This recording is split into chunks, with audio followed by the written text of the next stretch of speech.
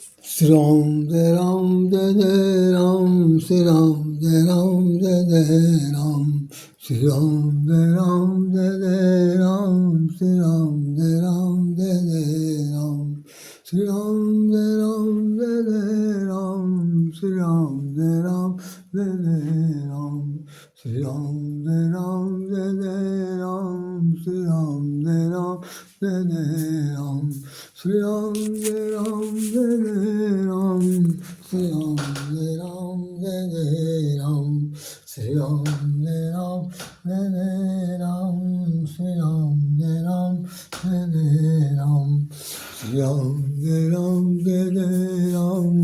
श्री राम जय जय राम, श्री राम जय जय राम, श्री राम जय जय राम। बोलिए सब रामचंद्र महाराज जी की जय।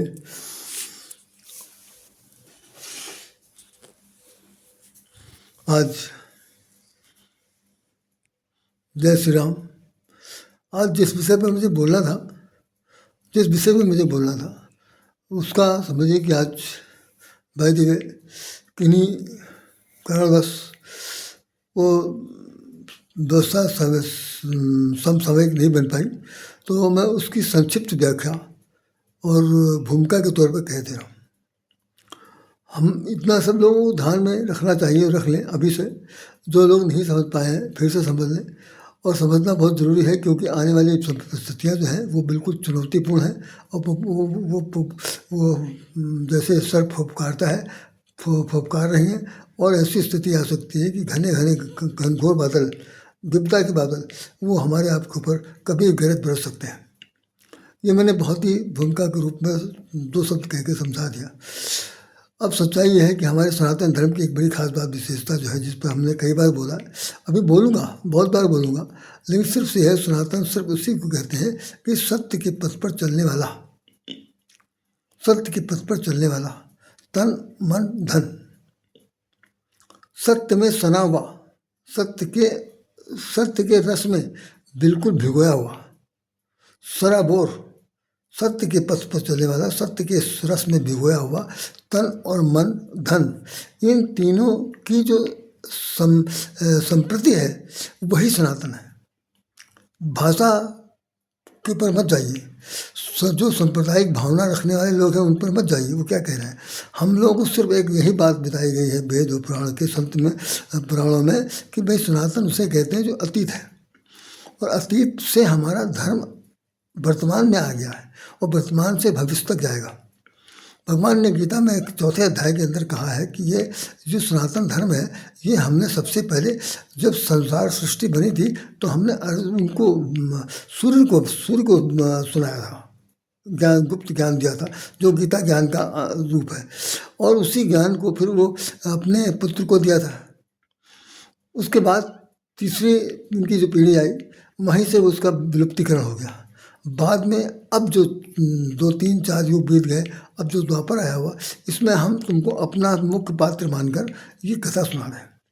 और तो कथा ना सुना करके उन्होंने उपदेश दिया, और वो सूत्र दिए जिन सूत्रों की संख्या 700 है गीता में, और उन 700 श्लोकों को के अंदर उन्होंने गीता का पूरा जीवन दर्शन करा दिया। अब उससे हटकर हम बात कर रहे हैं। प्राय ऐसा है कि सनातन धर्म को न मानने वाले लोग, अपनी जिद बढ़े हुए लोग, अपनी बात को मनवाने के लिए साम दाम दंड भेद का उपयोग करने वाले लोग, किसी की बिल्कुल न सुनने वाले लोग, बहुत ही अड़ियल, बहुत ही तड़ियल, बहुत ही अनियंत्रित, बहुत ही क्रूर, बहुत ही कामी, बहुत ही कुचाली, बहुत ही निंदाजनक कार्य करने वाले जितने भी इस तरह के लोग होते हैं, उन लोगों के पास एक ही हथियार होता है कि वो सबसे पहले वो हाथ छोड़ देते हैं। मतलब वो मारक बन जाते हैं, बात नहीं सुनना चाहते, क्योंकि कान है नहीं, दिमाग है नहीं। जैसे रावण के सिर पर हम लोग जब पुतला देखते हैं तो उसमें दिखाई देता है कि 10 सिर तो थे, एक 11वां भी सिर था जिसके ऊपर गधा रखा हुआ था। अब गधे के सिर को रख करके व्यंग किया गया, हास्य किया गया, या ये बताया गया कि इतना बड़ा विद्वान होते हुए भी पक्का गधा है, तो उसके ऊपर सिरमौर गधा से रख दिया गया। जो भी हो, आज रावण के दरबार से भक्त विभीषण निकल रहे हैं। क्यों निकल रहे हैं? कि रावण ने उनको लात मारी है, और लात सिर्फ इसलिए मारा है कि वो ये कह रहा है, कि भगवान से बैर करना ठीक नहीं है। तो उसने कहा कि 60 मिल जाए तिन्हों को नीति। अरे मूर्ख मूर्ख कहीं का, कि ये हमको नीति मत पढ़ा, मतलब पढ़ा नहीं, सुनना चाहता नहीं हूँ। तो अपने छोटे भाई से कह रहा है कि 60 मिल जाए तिन्हों को नीति। वो जो दोनों तपस्वी हैं, आप उससे जाके मिल जाओ और उनको जाके अपनी नीति पढ़ा, हमको पढ़ाने की जरूरत नहीं। असु कहीं ऐसा कहने के बाद उसने विभीषण को लात मारी।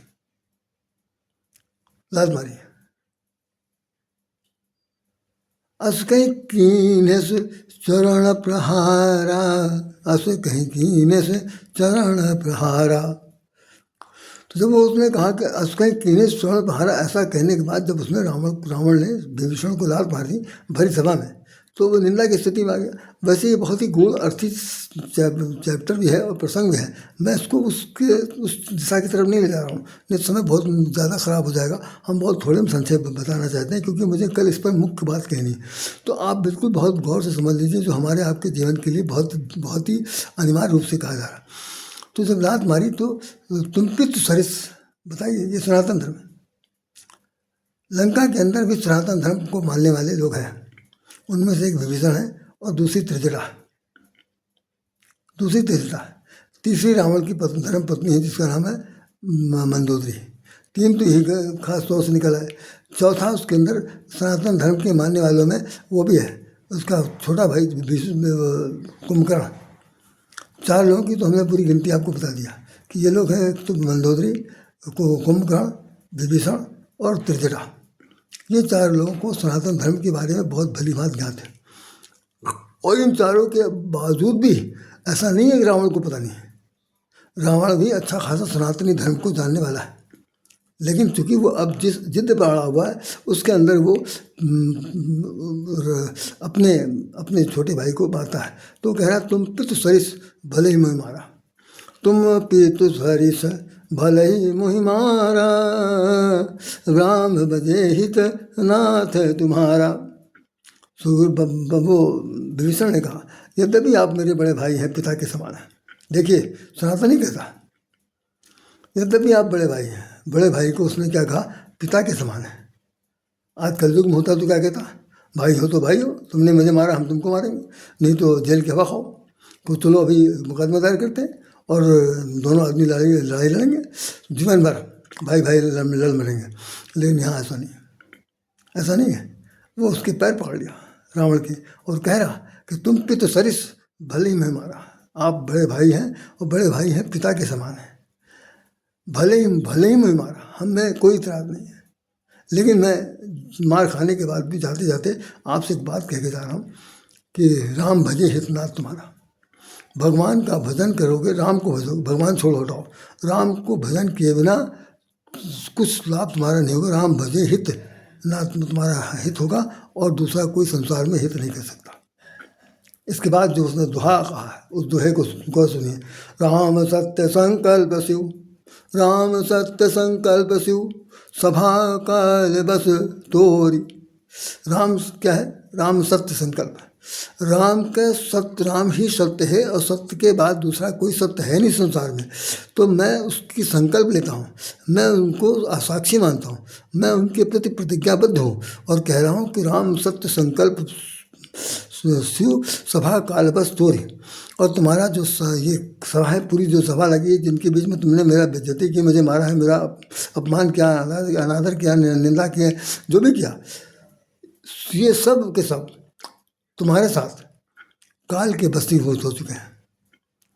सभा काल बस तोरी, अब मैं जाब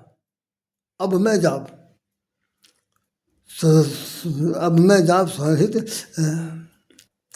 मैं अब रघुवीर शरण जाव देव जन खोर। मैं अब रघुवीर के शरण में जा रहा हूँ, रघुवंश के वीरों वीर की शरण में। मैं अब रघुवीर शरण में जाऊँ देव जन खोर। अब मैं जा रहा हूँ, अब तुम ये न कहना कि मेरा भाई जो था वो दगाबाज निकला, धोखेबाज निकला, या ये राक्षसों के साथ भी उसने धोखाधड़ी की, या मेरे साथ किया, जैसा लोग कहते हैं लंका भेदी घर का भेदी लंका ढावे, या विभीषण को इस तरह कहते हैं। लेकिन विभीषण ने खुल्लम खुल्ला कहा कि अब मैं जाऊँ, कहाँ जाओ, रघुवीर शरण, भगवान की शरण में मैं जा रहा हूँ, जहाँ कहो जन खोर। अब तुम ये मत कहना कि वो जो है वो हमको धोखा देके चला गया, लेकिन ये मैंने सत्य संकल्प के साथ कहा। आज जो बात सच्चाई है, इस भूमिका के साथ साथ जो मैं दो शब्द जोड़ दे रहा हूँ, जो दिल्ली का ब्लास्ट हुआ, दिल्ली में जो लोग मारे गए, और उसके बाद जो विस्फोटक की जांच करने के लिए श्रीनगर में जो ले जाया गया, वहाँ पर भी वहाँ विस्फोट हो गया और 9 आदमी और मर गए। तो जो दिल्ली में मरे थे वो तो थे ही, श्रीनगर में भी मारे गए। वो डॉक्टर चारों पकड़ चुके हैं और भी 4 पकड़ धकड़ हो रही।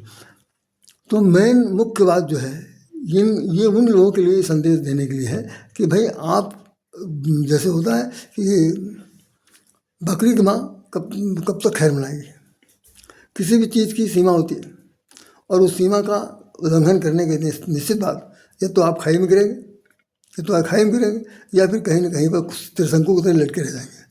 तो अब समय वो आ गया है जहाँ पर हमें मैं अब जाब रघुवीर शरण, अब हम लोग रघुवीर की शरण में जा रहे हैं। रघुवीर शरण मतलब सत्य के की विजय के लिए अब हम सब लोग एक साथ होकर जा रहे हैं।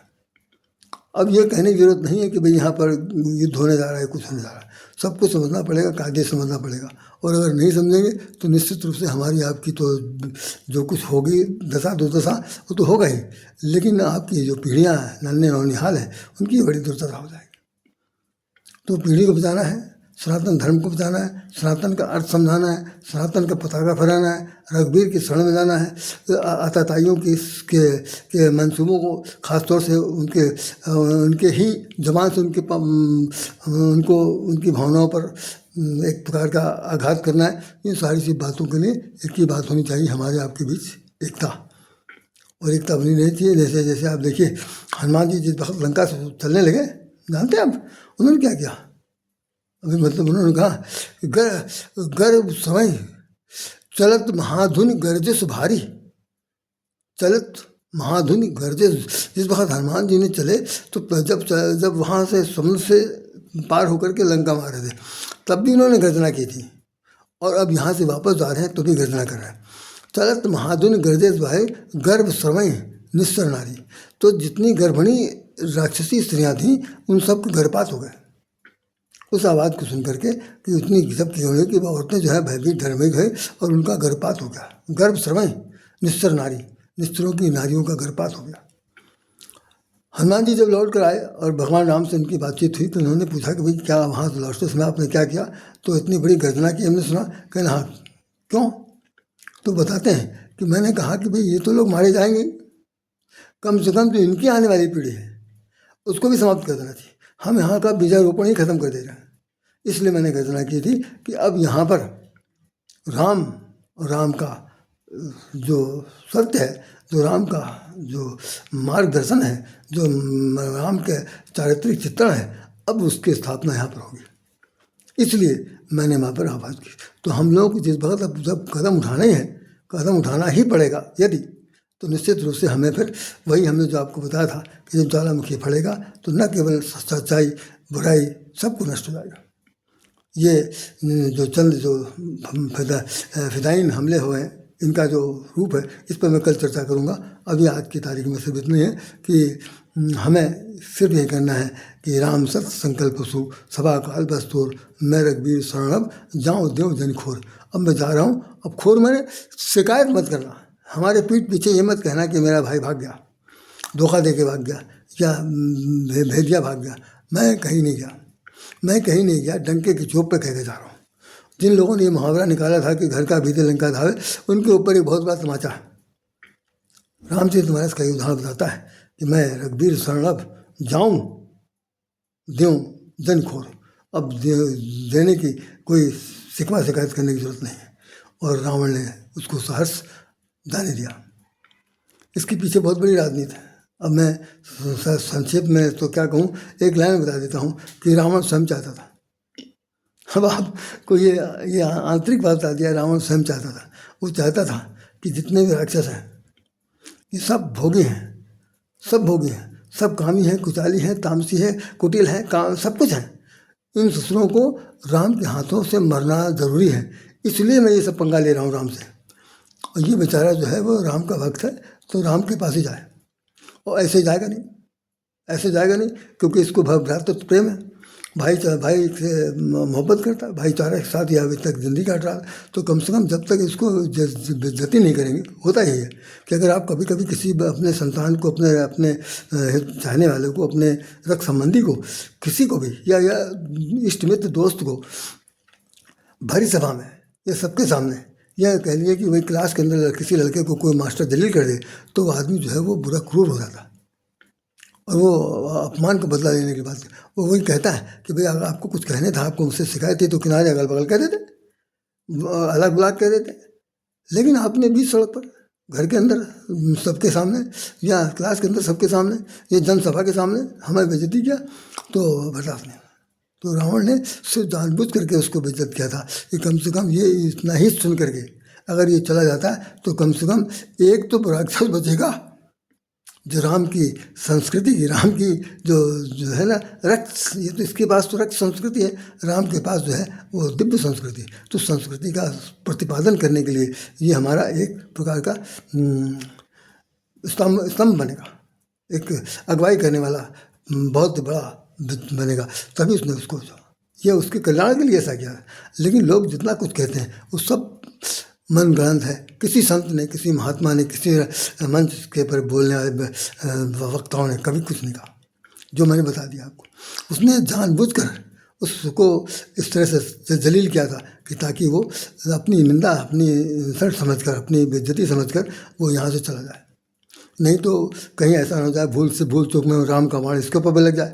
लेकिन इसलिए राम से मिलाने के लिए कह दिया। और वो मज़े की बात यह है कि राम के से मिलने के लिए उसके मुंह से खुद ही निकल गया कि मैं अब जाऊँ, मैं रघुवीर शरण जाऊँ देव जन खोर।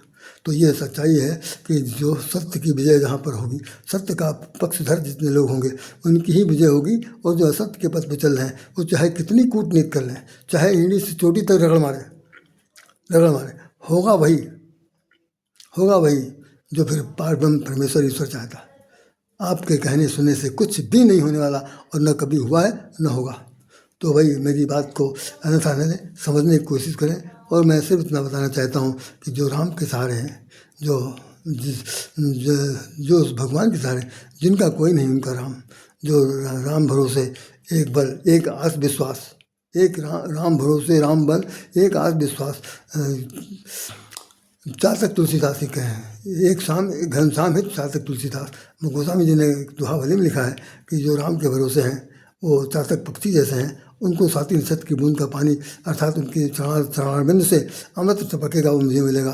तो ऐसी स्थिति में हमें भी, हम सभी सनातियों को राम के भरोसे रहना। भरोसे का मतलब ये नहीं कि हाथ पांव धरे बैठे हैं और वही मारने आवेंगे ना। आपकी एकता ही उनको डरा धमका देगी। तो बेहतर है कि हम किसी के नाम नहीं ले रहे हैं, किसी की पक्ष विपक्ष नहीं बोल रहे हैं, हम सिर्फ अपनी बात कह रहे हैं कि भाई आप अपनी मजबूती बनाइए। जैसे मकान किसी के गिरा रहा हो या कोई ऐसे मकान पर आपदा विपदा आ रही हो, तो क्या होता है कि आप अपने मकान की टिप टाप कर लीजिए, बरसात से पहले अपने आप को दुरुस्त कर लीजिए। पानी जब बरसेगा तो सबके घर में बरसेगा, पड़ोसी घर में बरसेगा, मेरे घर में बरसेगा, दुश्मन के घर में बरसेगा, मित्र के घर में बरसेगा। तो जब सभी जगह वर्षा होगी तो होगी। लेकिन आप अपने आप को तो सुरक्षित रखने के लिए जो चीज़ अभी तक गड़बड़ हो गई है, जो छिन्न भिन्न हो गई है, जो किसी के बरगलाने में अप्रिय स्थिति में आ गए, उन सबको मिलाने के लिए एकता का जो सूत्रपात है उसे किया जाना चाहिए। जिसको अगर किसी भी संत महात्मा ने अगुवाई करके बात की है तो वो मान्य है, इसे माना जाए। मैं जब किसी से कुछ नहीं कहूँगा, सब लोग सब बुद्धिमान हैं, बुद्धिमानों की श्रृंखला में कोई कमी नहीं है। तो आप वो सब लोग अपनाइए और भगवान का नाम लीजिए। जिनके जो भगवान है उनका नाम लें। अपनी अपनी तरक्की के बारे में खूब सोचें, क्योंकि मैं किसी को हराने की बात नहीं करता, किसी को जिताने की बात नहीं करता। मैं कह रहा हूँ कि जो सत्य का पक्षधर है उसकी जय हो, उसकी जय हो। जय श्री राम, जय श्री कृष्ण, जय श्री राधे, जय श्री राम।